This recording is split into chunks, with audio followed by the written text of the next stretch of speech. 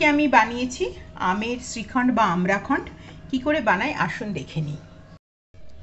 এই যে দেখতে পাচ্ছেন টুকটুক করে জলটা পড়ছে, ওভারনাইট এটা পুরো হাঙ্কার তৈরি হবে। এবারে আমি দেখুন বেশ কিছুটা দই, আপনারা যতটা খাবেন ততটা দই কিন্তু হাঙ্কার বানাতে হবে। এটা আমি হাঙ্কার বানাবো এখন রাত্রিবেলা।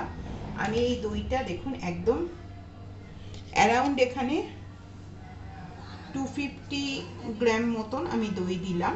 দেখুন এখানে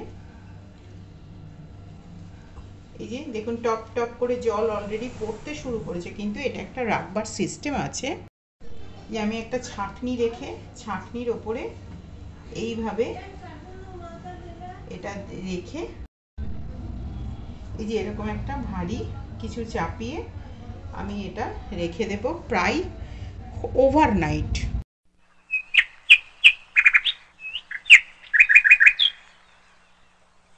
নমস্কার, আমি পারমিতা, আপনারা দেখছেন পারমিতার পাক। দেখুন ওভারনাইট এটা কতটা জল বেরিয়ে গেছে, দেখুন যে আমি দইটা থেকে জল বার করতে দিয়েছিলাম, একদম হাঙ্কার তৈরি হয়ে।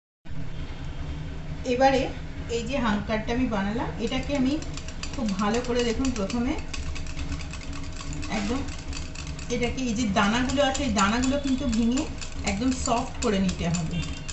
এটা কিন্তু আপনারা যে কেকের ব্যাটার যেরকম করে বানান সেইভাবে কিন্তু মেশিন দিয়ে ভাঙবেন না, তাহলে কিন্তু একদম লিকুইড হয়ে যাবে। একটু দানাযুক্ত থাকতে হবে আমরাখণ্ডে, নাহলে কিন্তু এটা খেতে ভালো লাগবে না। দেখুন একদম এইভাবে সফট করছি। আপনাদের কাছে যদি এই মেশিনটা না থাকে, ছোট ছোট্ট মেশিনটা, তাহলে আপনারা হাত দিয়েও করতে পারেন বা চামচের পেছন দিকটা দিয়েও এটা করতে পারেন। এটা একটু টাইম লাগবে, মিনিট 5 মতো, কিন্তু একইভাবে এটা ঘুরিয়ে যেতে হবে। কেন দেখুন কতটা ফুলে গেছে, কারণ কি এর ভেতরে এয়ার বাবলসটা কিন্তু ঢুকেছে।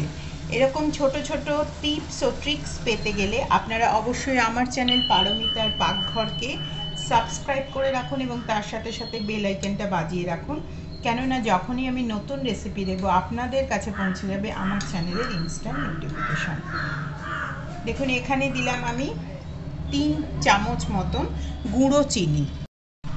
এই পাউডার সুগারটা কিন্তু এই খাবারটার জন্য নেসেসারি। এরপরে যেটা দেব সেটা হচ্ছে আমের পাল্প। যেহেতু এটা আমরাখণ্ড বা আমের শ্রীখণ্ড, সেজন্য এই আমড়া পাল্পটা কিন্তু লাগবে। এর মধ্যে কিন্তু মনে রাখবেন কোনো রকম জলের ব্যবহার করবেন না। এবারে এটাকে আবারও ভালো করে একদম মিশিয়ে নিতে হবে। জল দিলে কিন্তু এই খাবারটা একদম পাতলা হয়ে যাবে। দেখতে পাচ্ছেন কত সুন্দর কালারও এসেছে আর কত সুন্দর একটা ফ্লাফি কিন্তু এটা তৈরি হচ্ছে। এইভাবে ওয়ান সাইড করে আপনারা এটা মেশাবেন। মিনিট 5 আবারও কিন্তু এটাকে মেশাতে হবে। এই মেশানোটার ওপরে কিন্তু এই স্বাদটা ভীষণভাবে নির্ভর করছে।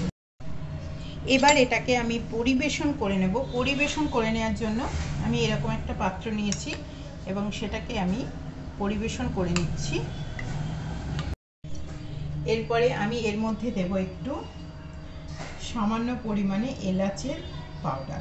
এলাচ পাউডারটা অসম্ভব রকমের কিন্তু একটা স্বাদ।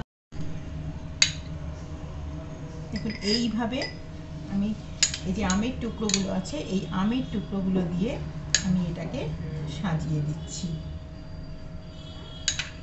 ডেকোরেশন সম্পূর্ণ। এই যে আমের টুকরো দিয়ে আমি এটা সাজিয়ে নিচ্ছি, ওপর থেকে দিয়ে দিচ্ছি আমি সামান্য একটু ড্রাই ফ্রুটস। এটা অপশনাল, আপনাদের ভালো লাগলে দেবেন, না ভালো লাগলে আপনারা না দেবেন।